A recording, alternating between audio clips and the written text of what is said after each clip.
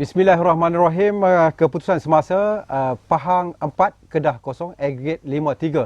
Dan telahan mengatakan Kedah mungkin marah ke peringkat akhir agak tipis, tetapi kita tunggu lagi 45 minit. Itu keputusan semasa. Baik, itu bukan yang akan kita bincangkan, tetapi perkara yang lebih penting kita akan bincangkan pada malam ini. Ruang bicara membawakan tajuk Gerakan Kuasa Pengguna. Kerana kalau dari segi apa yang kita katakan sebelum ini, menampakkan bahawa kita pengguna setiap hari, saban ketika akan kena tipu. Bentuk yang macam mana yang ditipu ini, kita akan bersama dengan yang berbahagia Datuk Nazim Johan, Ketua Aktivis PPIM, Persatuan Pengguna Islam Malaysia. Selamat datang, Datuk. Terima kasih. Dan juga dua lagi anak muda yang mempunyai semangat wajah sama seperti Datuk Nazim, Haji Muhammad Nur Izzat, Haji Muhammad Johari, Biro Pendidikan PPIM. Selamat datang, Haji. Terima kasih. Dan Saudara Muhammad Yusof Azmi. Ini lagi hebat ni. Biro Pemantauan Ceti Haram PPIM.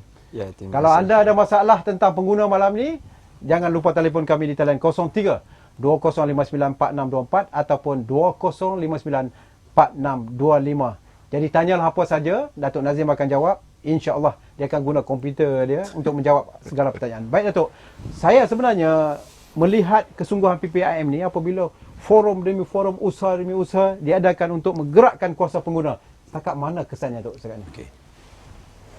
Tuan sebut tadi, gerakkan kuasa pengguna. Tapi sebenarnya dia macam mana? Gerakkan kuasa pengguna. Oh, lagi kuat, lagi kuat. Maknanya gerakkan. Tadi nasihat je. Gerakkan tu mungkin orang kata perkumpulan gerakan kan. Tapi ini kita nak gerakkan pengguna yang tidur selama hari ini. Gerakkan. Gerakkan.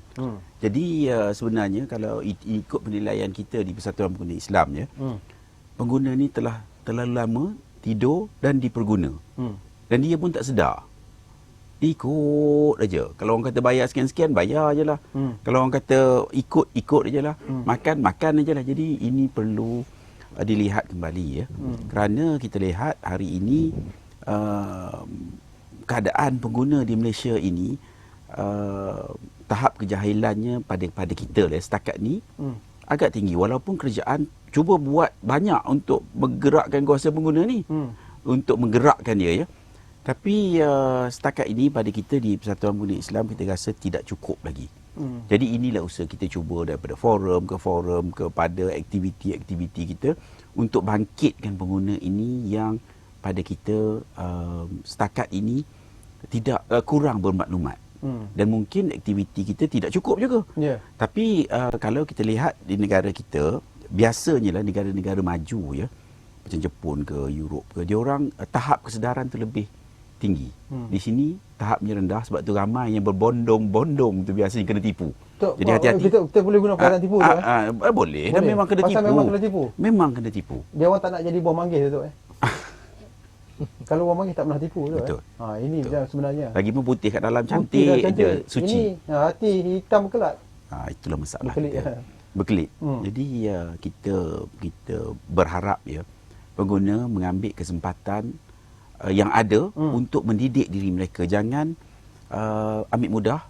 Walaupun kerajaan nak membantu, tapi jangan segala-galanya diserah pada kerajaan. Contohnya, kerajaan boleh pantau, kerajaan boleh tengok halal tak halal, kerajaan boleh cek meter, contohnya meter telefon ni betul tak betul. Kita tak tahu ni, tak ada collaboration lagi ni.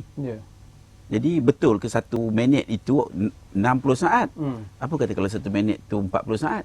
Kita boleh cek ke tidak? Jadi ini adalah perkara-perkara yang kita hendak pengguna bangkit. Kita ni, kehidupan kita kadang-kadang disebabkan kita tidak peka, tidak prihatin. Kita setiap hari ditipu. Kita bising. Naik 6% apa ni, bukan naik lah. Iyalah pertukaran, tax regime tu naik 6%. Heboh. Tapi kita ditipu berpuluh-puluh persen setiap hari raya. Kita kena tipu, raya haji, raya puasa. Perayaan apa benda, sampai kerjaan kena ada pasukan untuk memantau. Deepavali, raya Cina semua ada. Tapi kalau pengguna itu peka, maka perkara ini sukar hendak terjadi. Saya nak ambil contoh Datuk, perkara-perkara yang boleh menimbulkan penipuan yang secara direct. Lepas ni tu mungkin ada peristiwa-peristiwa yang Datuk boleh ungkapkan, kerana banyak penipuan yang berlaku dalam keadaan diam. tapi kita tak sedar, ataupun kita tahu tapi kita tak buat peduli, tak ambil peduli. Baik, saya nak pergi kepada Haji Norizat, Biro Pendidikan PPIM.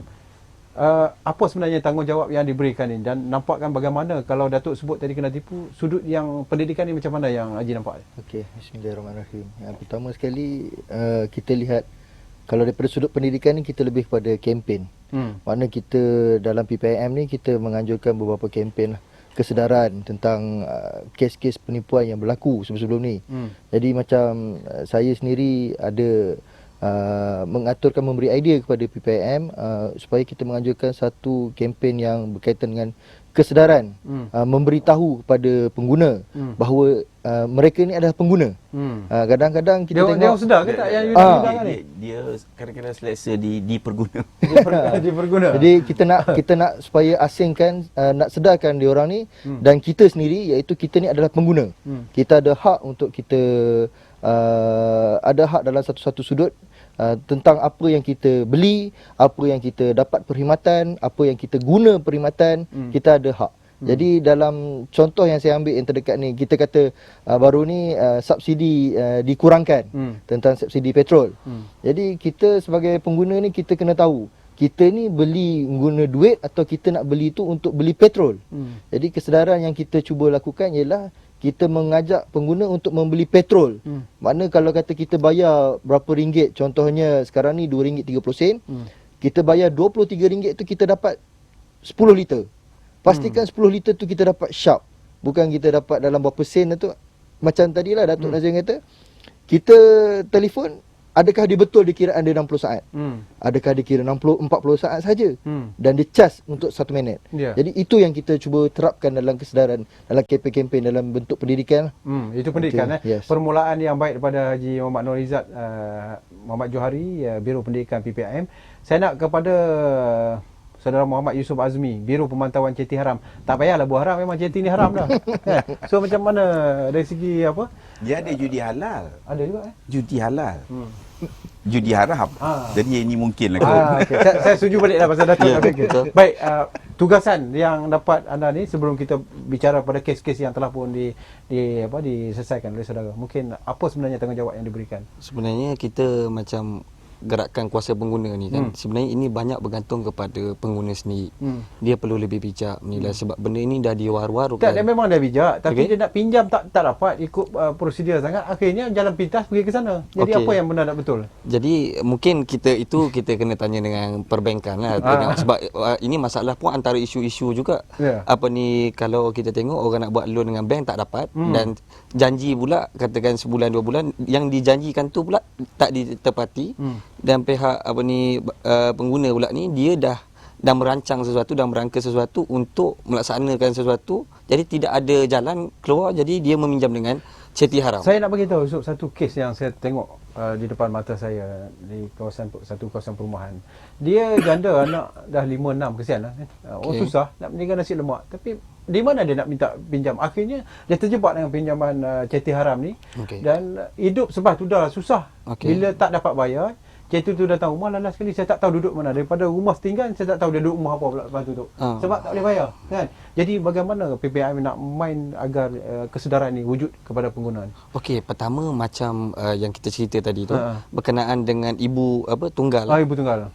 Kita ada pusat kebajikan, ibarat macam yang di zakat. Zakat, betul. Okey, Baitul Mal. Jadi mungkin dia boleh pergi ke arah itu dulu untuk cuba memohon. Kita ada orang tolong. Okey. Kadang-kadang kita pun tengok di pihak Baitul Mal juga, saya rasa dia pun banyak membantu kepada ibu-ibu tunggal begini. Cuma mungkin dia perlukan masa, kaedah untuk mendapatkan sesuatu tu dengan cepat lah. Tapi kadang-kadang bila kita tengok tadi katakan ibu tunggal tu dia nak meniaga nasi lemak, dia nak pakai duit bukan kira nak meniaga, besok dia dah nak meniaga dah. Jadi dia dah perlu modal besok. Jadi dia dah tak ada jalan. Jadi dia bila dia pergi kepada ceti haram ni, jadi interest pun bunga makin tinggi. Jadi dengan hasil jual nasi lemak dia yang setakat 2-3 ringgit sebungkus tu, macam mana dia nak membayar balik kepada ceti haram ni? Jadi sebenarnya benda ini perlu kita tengok kepada pengguna sendiri. Kita balik ibarat jiran-jiran kita atau sahabat-sahabat kita, keluarga kita juga, kita tengok supaya membantu ibu tunggal ini. Jangan mengharapkan semua kepada kerajaan juga. Pasal benda ini juga perlu mengambil satu maksudnya kira kita sebagai kira saling membantulah. Kalau katakan kita melihat seseorang itu macam ibu tunggal ni memerlukan bantuan, jadi kita juga perlu bantu. Jangan kita sekadar masalah dia adalah masalah dia, bukan masalah kita. Jadi itu juga antara bermain peranan yang penting kepada pengguna. Baik, Datuk, dari apa yang boleh kita kupas daripada dua cerita anak muda, kita boleh kata anak muda walaupun beliau walaupun beliau purba kan. Tapi tu, ini sebenarnya peranan PPIM harus mainkan untuk menjedarkan masyarakat juga. Saya nak tambah sikit. Sebenarnya alhamdulillah kita dah ada kerjasama yang baik. Kalau yang datang ke tempat kita tu, saya tengok kita kena tabik juga ya, Baitul Mal. Yeah. Mawib lah, dan juga Pusat Zakat Selangor sekarang ini amat membantu. Bila ada yang masalah tu datang tu boleh terus pergi, dan diorang sekarang ni ada outreach. Ini satu perubahan yang cukup cantik yang saya rasa kita kena hargai. Maknanya di Malaysia ini kita kalau ialah kena tahu lah juga, kena datang kepada persatuan lah. Maknanya mudahlah sikit kita bawa dia. Jadi dan mereka biasanya dapat bantuan. Sehingga bantuan beli teksi, perniagaan pun ada. Tapi kena bersungguhlah pasal kita ni kadang-kadang ada sedikit masalah kerana kita terperangkap dalam dua keadaan. Satu, kadang-kadang kita nak orang tolong, lepas tu kadang-kadang di masa yang sama kita tidak berapa nak menolong diri kita. Ini pun ya juga. Pasal saya tak nak, saya tidak menyebelahi sama ada pihak kerajaan ataupun pihak pengguna. Pasal kadang-kadang dua-dua tu mungkin ada betul atau tak betul. Yang tidak betul, tidak betul. Jadi kadang-kadang dalam satu keadaan itu kita lihat memang daripada perbankan pun kadang-kadang daripada kata tak apa dalam buku tu dalam 2 minggu. Kadang-kadang 2 minggu 2 bulan, kadang 2 minggu 4 bulan. Tapi kadang-kadang orang yang nak beri maklumat pun dia tak cukup. Tapi di situ di tengah-tengah di antara itu adalah faktor manusia. Pasal semuanya pengguna. Saya nak share satu benda ya. Kita kalau kita nak negara kita maju, kita semua kena mengambil perhatian. Kita mengambil peranan kita sendiri. Jadi contohnya daripada perkhidmatan yang kurang, katakan kita lihatlah mungkin ada perkhidmatan yang kita lihat di agensi-agensi kadang-kadang kurang. Maknanya kurang memuaskan. Perkhidmatan transport pun kadang-kadang kurang memuaskan. Tapi ini perkhidmatan yang ada dalam di tempat kita lah. Kadang-kadang kita sendiri menipu diri kita, kita nak sesuatu yang baik tapi kita tidak buat sesuatu yang baik. Contohnya kita tengok, saya beberapa kali menggunakan contoh ini. Kita tengok di tempat berkelah. Biasa pergi berkelah. Biasalah masa muda-muda dulu. Okay. Apa yang nampak dekat tempat berkelah tu? Yang tentu ada. Yang tentu adanya sampah sarap. Sampah sarap. Yang tinggal merata-rata kan. Air terjun dah tentu ada lah. Air terjun dah ada lah. Tanpa sampah sarap pun ada juga kan. Sampah sarap, tin kosong, tin penuh, tin polystyrene yang tempat kita nak pergi berkelah. Maknanya kita berkelah, kita lepas, kita tinggal lah. Itu memang kita. Okey. Di maraton. Maraton ni semua orang kelas-kelas Mat Saleh pun datang. Tapi sampah penuh ni, buang botol, mungkin tak sediakan tu sampah. Betul. Tapi tempat kita pun kita memang macam tu. Kita di pasar malam, kita berniaga di situ. Sampah kita tinggal, kita ambil duit je. Betul. Jadi kita mengharapkan sesuatu yang baik ya. Kita mengharap perkhidmatan keselamatan jalan raya yang baik. Tapi kita juga sebenarnya ya yang contohnya pemandu ataupun pengurus yang buat kerja engineer ke. Engineer itu sebenarnya datang daripada yang pergi berkelah tadi, yang pergi maraton tadi, yang pergi pasar malam tadi, yang meniaga anak ke bapak ke whatever lah. Jadi dalam keadaan mereka ini yang budayanya begitu, kita bubuh dia jadi manager. Nanti manager kita harapkan dia menjadi manager yang cukup baik. Tidakkah kita menipu dia? Kita daripada satu keadaan budaya yang tidak baik, tiba-tiba dia jadi pemandu yang cukup baik, tertib, bertanggungjawab. Daripada keadaan family yang kita tidak didik dengan tanggungjawab. Jadi ini kena.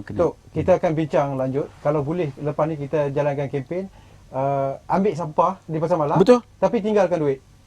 Baik, kita akan jumpa lagi selepas ini. Jangan ke mana-mana. Boleh. Ini sebenarnya yang kita dah suruh betul tak boleh kan? Betul. Kita kena suruh buat benda yang tu. Betul. Agar mereka boleh dididik. Terima kasih. Kita jumpa lagi. Gerakkan kuasa pengguna. Itu nasihat daripada Datuk Nazim supaya saya buat begitu. Kerana nampak lebih serius sebenarnya. Kalau gerakkan ni nampak lembut sangat. Baik. Apa yang dinyatakan oleh yang berbagai Datuk tadi, Haji Noh, menampakkan bahawa saudara juga berada pada kedudukan yang agak teruk juga macam mana nak mendidik ni. Satu perkara yang dipertanggungjawab kalau berdasarkan kepada tanggungjawab NGO yang diwakili. Tetapi saya kira perkara ni akan boleh kita aturkan jika mendapat kerjasama terbaik pada kalangan khalayak ramai. Yes. Itu memang tepat lah. Macam idea Datuk tadi kata kita buat kutip sampah di pasar malam, kita letak duit. Tapi itu mungkin boleh dibuat, tapi perlu dia perhalusi lah. Bukan tergabur duit pula. Pakat Dah orang tak nak pula duit pun tak nak, aku kata kata pemutik pula. Jadi kalau daripada sudut pendidikan yang kita boleh sebut, macam saya katakan, contohnya kita boleh didik bermula daripada sekolah. Kita ambil daripada grassroots lah. Sekarang ni banyak kita tengok apa-apa gerakan, apa-apa kempen kita ambil daripada grassroots ataupun daripada akar umbi. Contohnya di sekolah, daripada sekolah rendah ataupun tadika, prasekolah. Jadi kita didik. Itu makna macam Datuk Nazim kata tadi lah. Makna daripada keluarga tu. Keluarga, anak-anak tu daripada sekolah. Jadi kita didik, macam golongan pendidik terutamanya, boleh mula didik dan teruskan didikan tu, tapi kena ada support. Masalahnya kalau anak-anak di sekolah kutip sampah, baik elok, tapi kat rumah macam tadi kata dia, seorang engineer tapi bila balik beg tergabur, baju tergabur. Anak tengok, bapak aku pun buang lah, macam sampah lah tu. Baju kotor tergabur, stokin tergabur. Jadi didikan daripada rumah tu yang menyebabkan anak terikut-ikut. Itu yang kita katakan dalam bentuk pendidikan tu tadi.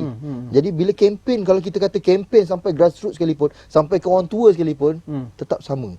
Kalau tak bermula daripada keluarga tadi, yang seperti Datuk Nazim cakap tadi, bermula daripada keluarga. Walau imam dia tu seorang engineer, tapi bila di rumah dia bermula dengan anak-anak, kemudian dia bawa keluar, barulah dia menjadi seorang role model, pemimpin.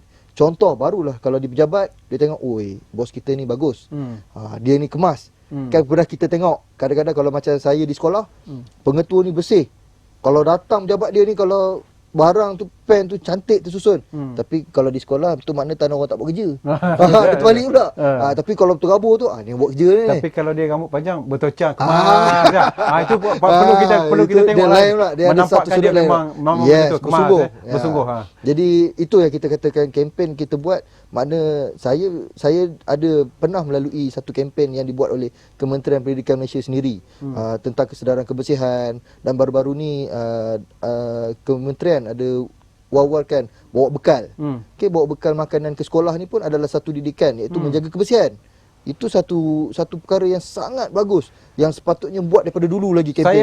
Saya berkenan dengan Haji. Sebab apa tu? Bila menteri bercakap tu, dia orang perli pula. Ini orang kita yang tak faham, yang tak menghalui. Saya dulu masa sekolah tu pernah buat nasi, tapi bekal kita ikan masin bakar je lah. Duk buat pokok jauh, takut kawan nak kongsi lauk. Malu. Yang ini saya nak kongsi. Ini kena sama-sama. Saya nak pendengar juga kongsi. Kita orang, saya memang daripada sekolah Cina, anak-anak pun sekolah Cina. Okey. Ada perbezaan sedikit je dalam bekal ni. Kita tengok, biasa sekolah Melayu, kalau yang ada duit tu memang tak bawa bekal. Kalau yang bawa bekal ni memang biasanya tak ada duit. Bawa air. Yalah. Jadi persepsinya, dia menjadi satu benda yang negatif. Yang bawa bekal ni memang yang tak ada duit. Tak ada duit. Jadi kadang-kadang dia pun malu nak bawa. Dan orang kadang-kadang perli. Ini masalah kita. Kita kena ubah masyarakat ni. Tapi saya dulu saya bawa tu sebab memang tak ada duit tu. Tak apa, alhamdulillah. Sebab tu jadi orang. Betul, jadi orang. Dia sebenarnya, dia betul. Dia ni, orang yang melalui kesusahan akan jadi manusia pada dasar. Semua jadi manusia. Tapi maknanya menjadi seorang yang mempunyai karakter. Pasal dia tahu susah. Setengah-setengah orang tak tahu susah. Dia lebih tepat sebagai seorang orang tu. Sebagai seorang Baik, orang. kita ambil pemanggil dulu di talian. Cik Abdullah Osman. Assalamualaikum Cik Abdullah. Assalamualaikum. Cik Abdullah Osman. Putus line ke? Assalamualaikum Cik Abdullah. Halo. Halo, Assalamualaikum Cik Abdullah. Waalaikumsalam. Ya, silakan. Kita gerakkan kuasa pengguna. Macam mana? Ni ada dua perkara. Silakan. Ni ada dua perkara. Satu tentang saya ada beli barangan, iaitu handphone Nokia. Okey. Lepas tu harga dia dalam 300 lebih lah. Lepas saya bawa balik, tengok dia bukannya original. Jadi bukan original. Jadi saya komplain dekat Kementerian Hal Ehwal Pengguna. Dan saya dapat balik harga handphone tu balik 300 lebih. Dapat harga penuh balik lah. Tapi tidak ada ambil tindakan terhadap syarikat kedai yang menjual handphone tu, yang jual bukan original tu. Dan lagi satu tentang pinjaman ni. Ini tentang pinjaman dalam Islam kan. Ya. Kenapa pinjaman dalam bank Islam ni harga rumah 200,000 jadi 600,000. Jadi macam mana macam tu?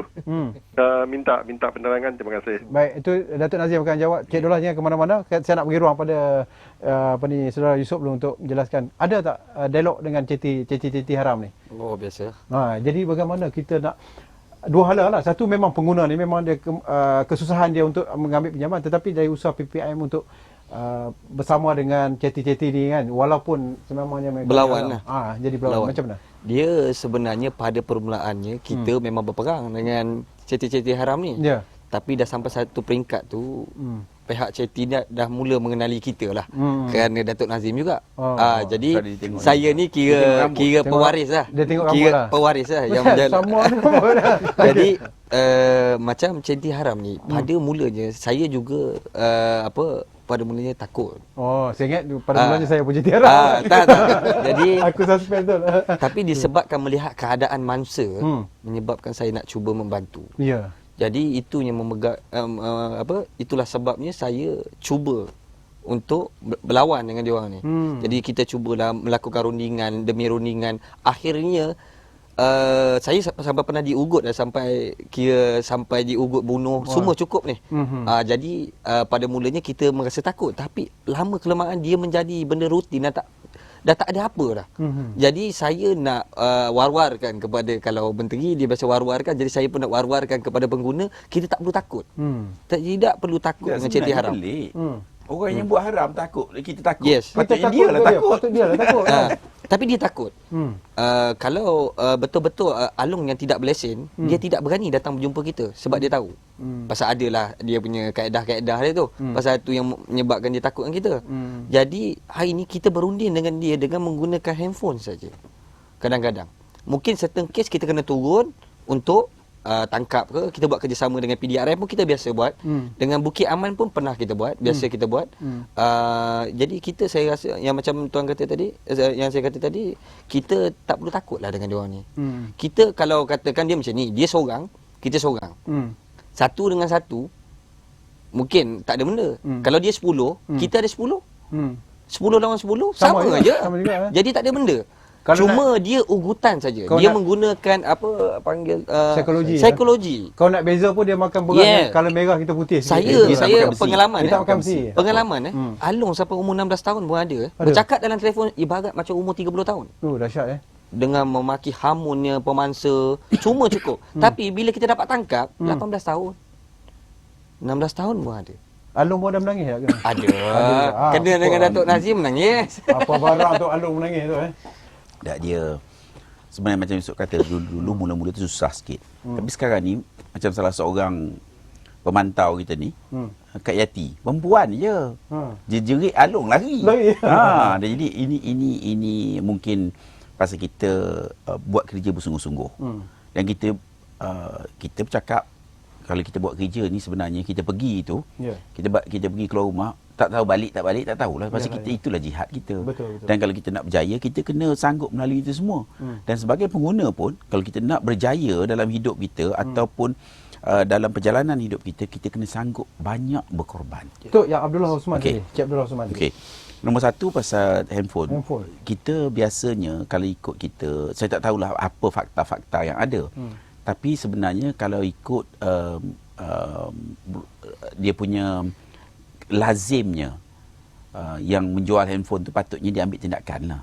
Pasal esok dia buat pada orang lain pula. Yang ni lepas. Sebab tu kita dalam konteks kita biasanya memberitahu jangan buat lagi. Jadi itu saya tak tahu fakta, mungkin fakta-fakta yang kita tak dapat nak kaji lah. Tapi satu lagi yang pasal bank Islam tadi, memang banyak aduan begitu. Tapi bukan, kita jangan silap ya. Dalam Islam itu sebenarnya tidak ada apa kelemahan. Kalau itu betul, maknanya tidak ada kelemahan. Tak mungkin. Tidak mungkin ada tidak keadilan. Yang tidak adil itu tidak Islam atau tidak Islamik. Jadi setengah-setengah sistem yang digunakan tu pada kita tidak Islamik. Maknanya ada contohnya ada beberapa cases yang kita dapat pinjam katakan 200,000 tadi. Dia beli rumah dia bank katakan mungkin bayar 10%, mungkin dia dah bayar 10%, bank pun bayar 10%, maknanya bila rumah tu siap dah 40%. Jadi dia punya total itu dia 40% lah. 40% yang lain maknanya yang balance tu bank akan bayar, tapi masa itu juga rumah tak siap. Maknanya rumah jadi terbengkalai. Bila terbengkalai, pembeli tak dapat rumah, tak dapat bayar loan juga pasal rumah sendiri sekarang pun nak kena bayar juga. Betul. Jadi akhirnya bank ambil ambil tindakan mahkamah kepada pengguna, di mana pengguna telah dapat judgement, pengguna ni disaman oleh bank dan memperolehi judgement sebanyak macam yang kita sebut tadi 600,000. Pasal dia kira kontrak. Saya tak tahu itu sama ada itu Islamik tidak, pada kita tidak Islamik lah. Maknanya pasal dia kata kita beli rumah tu 30 tahun ke hadapan. Dan ikut harga rumah masa 30 tahun dibagi dengan 30 tahun.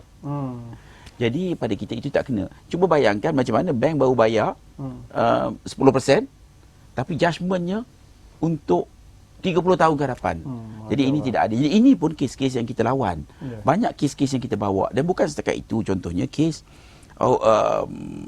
seorang yang ini yang terjadi dulu telah dibankruptkan sebanyak 84 juta selama 13 tahun dia bankrupt. Itu cerita menarik tu. Saya nak tahu lepas ni tu. Mungkin Datuk akan ceritakan selepas ni kerana kita nak berehat sekali lagi.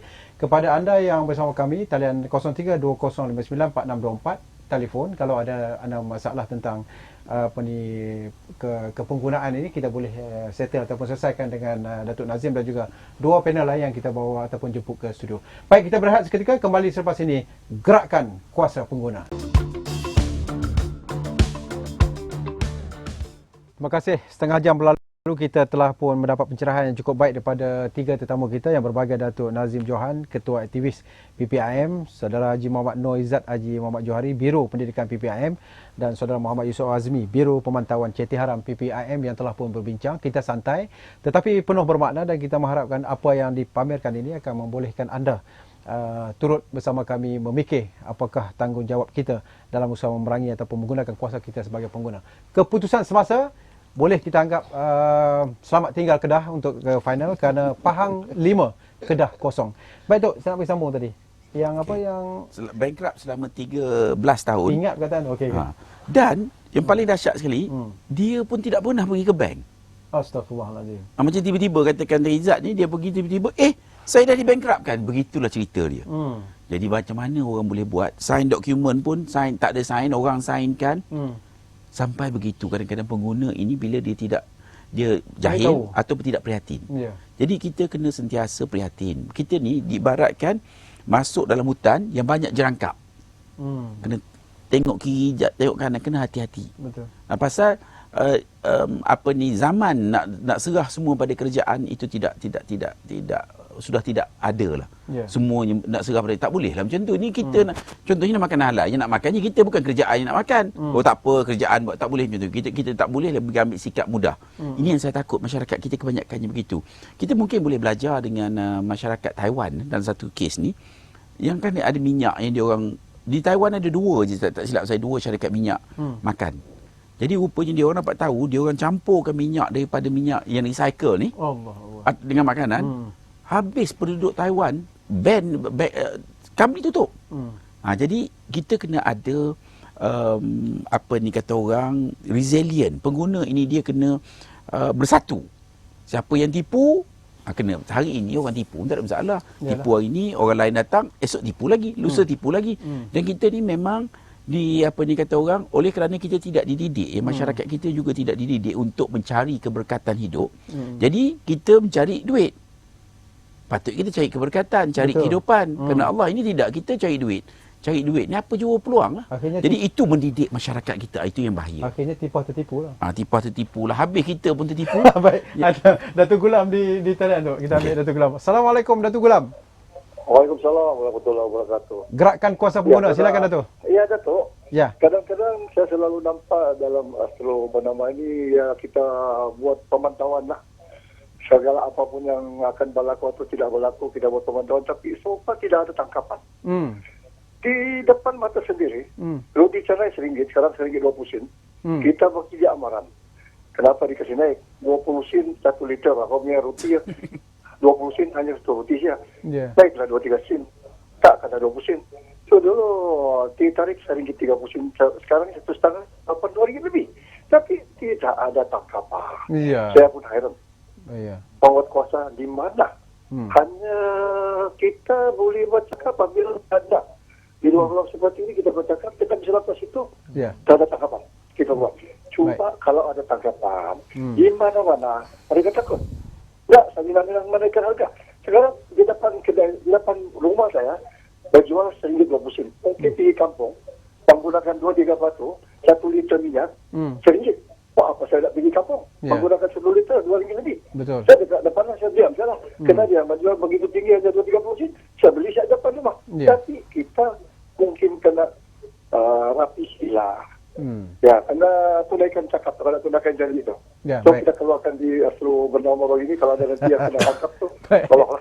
Terima- Supaya orang semua tahu. Baik. Terima kasih. Terima kasih Datuk Gulam. Semangat. Terima kasih selalu bagi pandangan. Saya nanti kupasan Datuk buat ya. Datuk Gulam jangan ke mana-mana kerana Datuk Nazim ni dia pakar bahagian tu.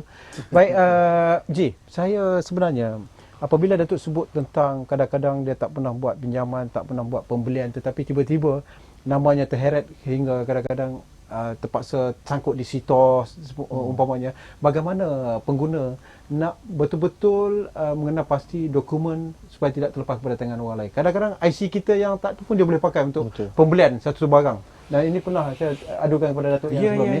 Ya, macam mana kita nak bagi ni? Satu, yang pertamanya itulah kembali kepada kesedaran diri lah. Kita tengok yang pertama kita membeli satu produk ataupun satu perkhidmatan. Selalunya perkhidmatan. Contohnya telco perkhidmatan telco ni kan. Kita bagi IC salinan. Selalunya kita ada tulis kalau ada kedai cross. Apakah dia itu? akan cross, ini adalah untuk perkhidmatan telco semata-mata. Sahaja. Selalu macam tu. Tapi ada setengah telco ni cross ni dia kata tak cross pun tak apa. Oh. Kita tu. Kita yang memberikan tu, kita tengok dia tak cross lah. Oh, tak cross tak apa kot, tak ada masalah. Jadi itu yang masalah. Jadi dia gunakan nombor IC. Jadi dia boleh guna apply tempat lain. Contoh lagi, kad kredit. Okey, banyak kad kredit ni. Kalau kadang dia datang ni, kadang kita pun pelik juga bila masa kita apply. Tiba-tiba datang kad. Ada kes. Kita pun ambil. Kita pun ambil. Hayun. Sekali datang bil. Oh kita bila masa saya apply. Saya sendiri saya cakap, ada kadang ada aduan daripada pengguna. Saya ni dapat call ni ada baru-baru ni kan, kes isu tentang tiba-tiba dia hutang. Kad kredit bernilai berapa-berapa sekian sebab ada pembelian. Sedangkan isu tu pengguna tu tak pernah apply. Tapi ada pembelian ni di airport. Kita nak riliskan ni, adakah you ada beli? Tak ada. Okey, so kita pun batalkan. Dia bagi nombor telefon, rupanya nombor telefon tu dia kata bank negara. Bila kita refer balik kepada bank negara, bukan. Itu ada dia gunakan, dia penyalahgunaan IC tadi tu lah. Jadi bila kita kata contoh cross IC tu, kena pastikan untuk apa. Jadi itu daripada kesedaran dirilah. Makna bila perkhidmatan yang kita ambil tu kita kena tahu, oh ini perbankan. Kadang-kadang ada tik, kita kata kita tak nak IC, borang. Kita bagi bank, kita bagi IC, dia isikan. Kadang-kadang dia tik bahagian permohonan kad kredit. Ada kita nak newsletter. Kadang newsletter dia charge pula berapa. Kita tak tahu. Rupanya tengok dia tolak dalam akaun kita. Benda-benda tu kita kena tahu. Pengguna isi borang untuk apa, bila surat perjanjian untuk apa. Itu yang kita kena sedar. So Ji, saya nampak bila saya bercakap mengaji ni, saya nampak satu perkara yang saya kena tanya jugalah. Ada akhir-akhir ni sebelum saya pergi kepada Yusuf dia jaga bahagian cuti haram ni. Isu permainan emas ni saya rasa dah jadi satu benda fenomena yang hebat. Saya tak tahu sejauh mana pengguna harus diberitahu keadaan ini. Kadang-kadang ialah meniaga apa pun kita nak untung. Betul. Apakah dalam pengetahuan Haji sebagai Biro Pendidikan PPIM hal ni? Okey, alhamdulillah sebenarnya saya ni kalau diikutkan ranking, kalau kita kata dalam dunia emas ni, ranking saya ni dia ada ranking dia. Oh, dia ada ranking dia ada ranking. Kalau kita panggil yang serendah-rendahnya ialah bilis. Dia gelaran ikan. Sebesar-besarnya? Sebesar-besarnya paus. Paus. Jadi kalau kata siapa yang main emas ni, dia akan tahu. Ni level ranking emas. Kadang kalau saya kebetulan sebab saya orang Pahang, ada katalah Haji ni patin punya ranking patin. Bukan patin. Oh, ada ranking patin pula kan. Oh. Jadi sebenarnya yang isu yang baru-baru ni viral dalam internet dan ada masuk dalam beberapa berita, kita tengok sebenarnya dia ada dua perkara. Satu pelaburan emas. Kita kena bezakan pelaburan emas dan jual beli emas. Okay, dua perkara itu sangat berbeza. Jadi kebetulan mungkin dulu ada satu ketika sebelum isu emas ni berlaku, pelaburan tu banyak. Okay, dan dalam masa yang sama proses jual beli itu pun ada. Okay, itu yang menyebabkan dia benda tu bertembung dan ramai masyarakat dia terpandang pelaburan tu lebih. Sedangkan apa yang yang macam Datuk katakan tadi ialah tentang jual beli, proses jual beli. Cuma dia cuma satu, kalau macam sekarang ni kita upah kat orang, kita panggil runner untuk uruskan kita punya emas tu untuk dijual beli. Itu perbezaan dia. Jadi kalau pelaburan ni kita beli emas, kita kata kita beli emas, tapi kita tak pernah nampak pun emas tu. Emas tu kat mana? Itu salah. Baik, kalau ada orang yang nak tahu boleh tanya dengan InsyaAllah Haji jugalah. Kerana insyaAllah. ni pengguna kadang-kadang tu dia nak tahu lebih lanjut. Betul. Persatuan Pengguna Islam ni memang Boleh. bertanggungjawab Jadi untuk rujukan. memberikan rujukan.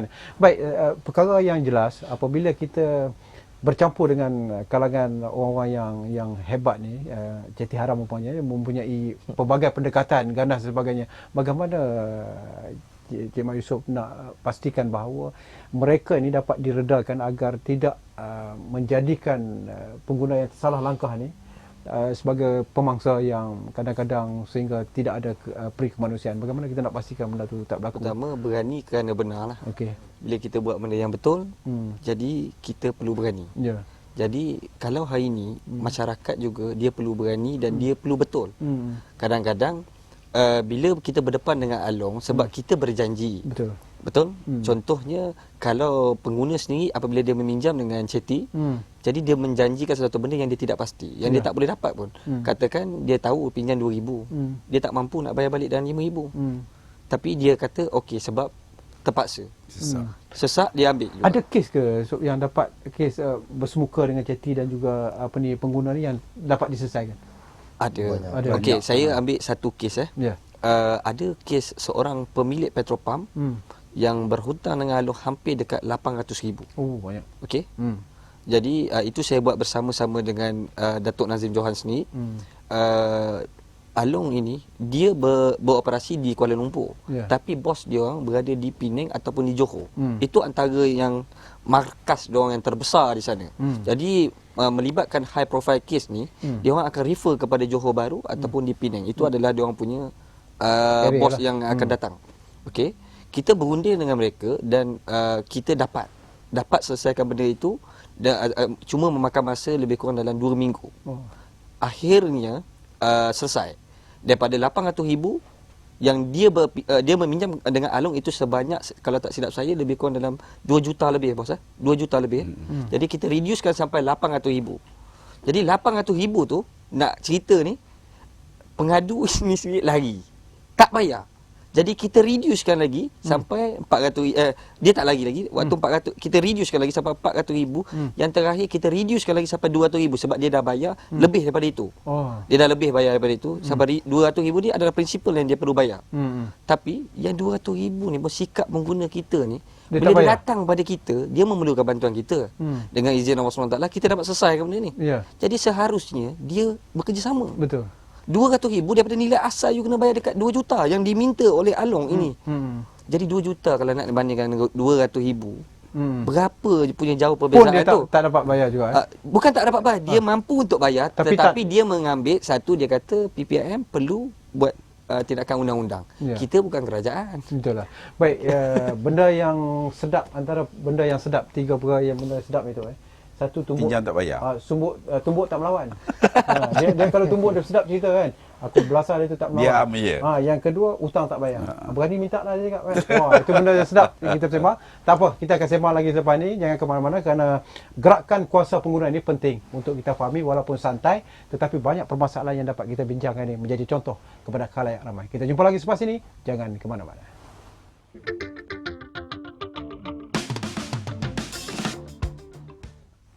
Baik, terima kasih. Asal saya Kulim tapi Kulim di Pahang. Saya Pahang dah menang. Kulim Pahang Darul Makmur. Tak apalah. Yang penting Pahang masuk final. Baik, terima kasih. 5-0 dah habis. Bat kata dah habis lagi.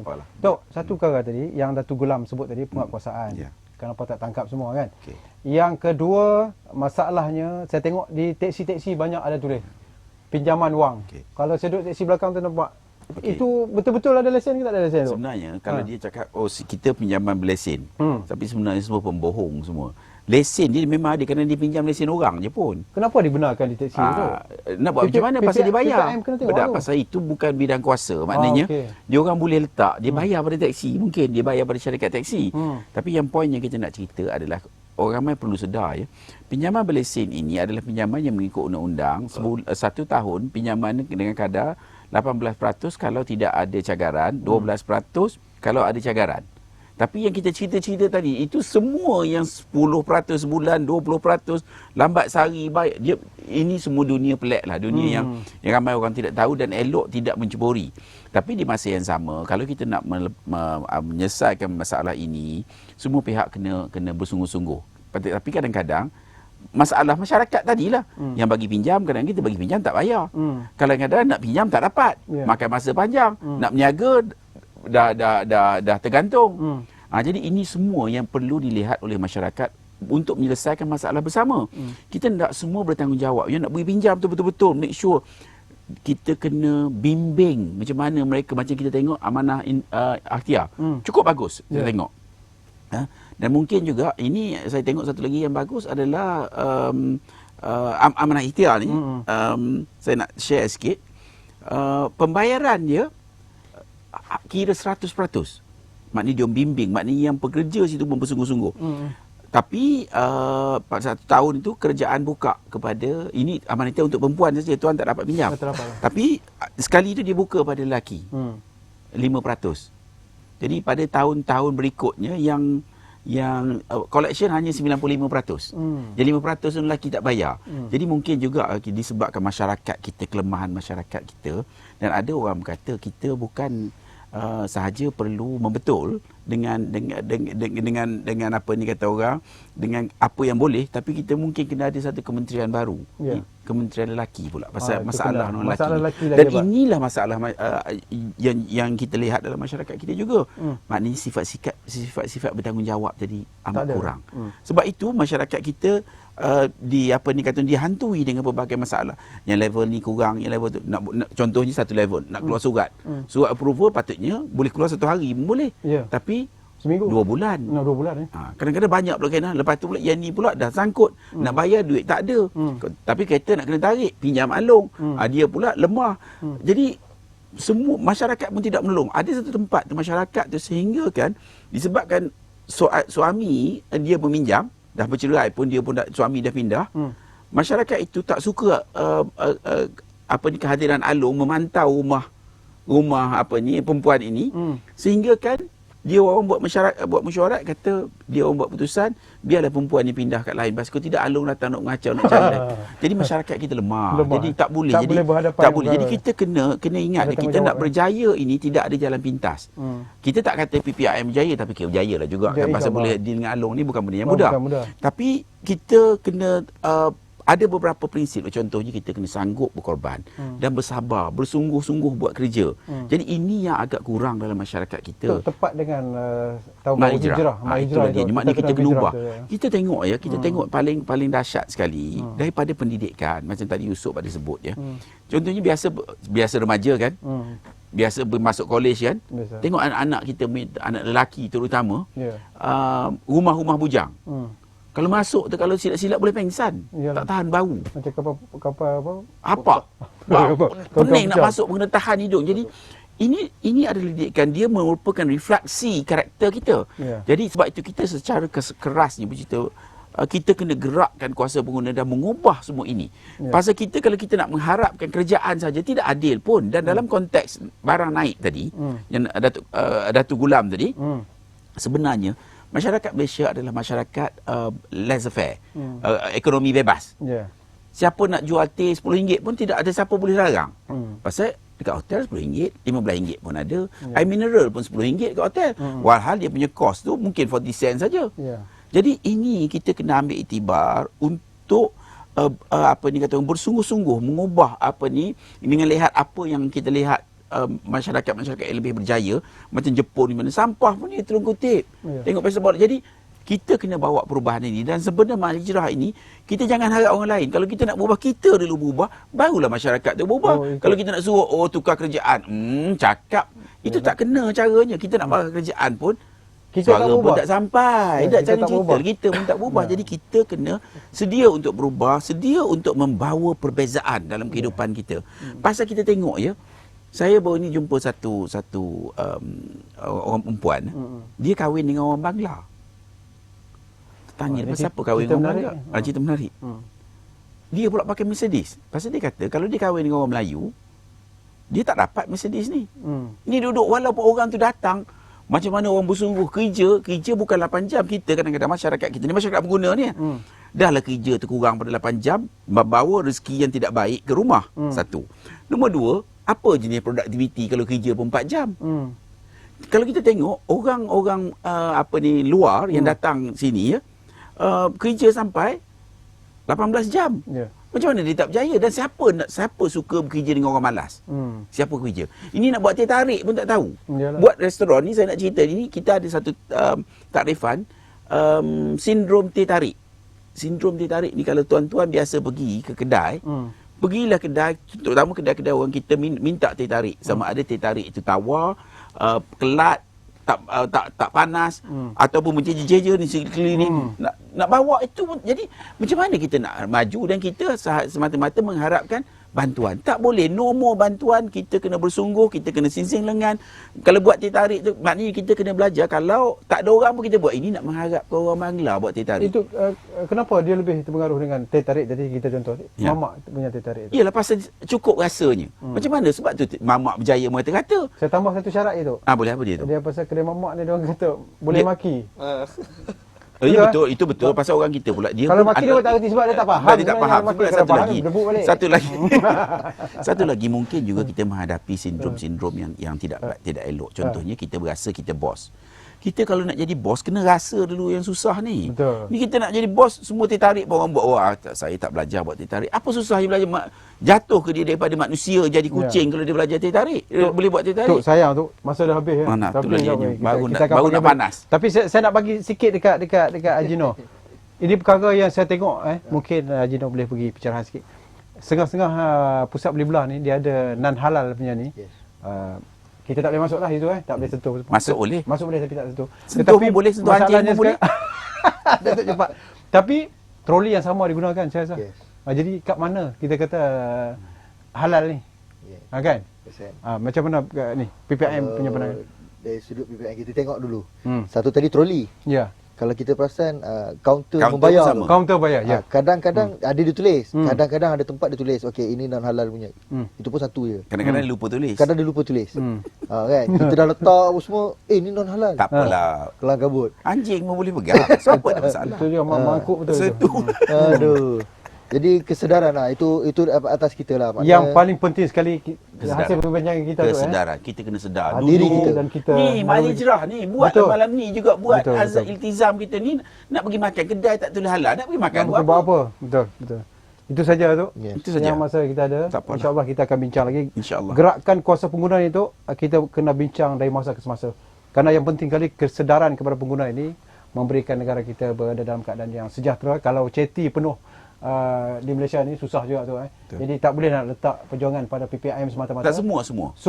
Jadi sempena dengan Mahal Hijrah ni sama-samalah kita berhijrah dan kita membantu setakat mana yang boleh. Hasil usaha yang cuba dilakukan oleh PPIM ni sesungguhnya akan memberikan keberkatan kepada kita umat Islam secara keseluruhan. Baik, kita jumpa lagi lain masa. Assalamualaikum warahmatullahi wabarakatuh dan tahniah untuk pasukan Pahang.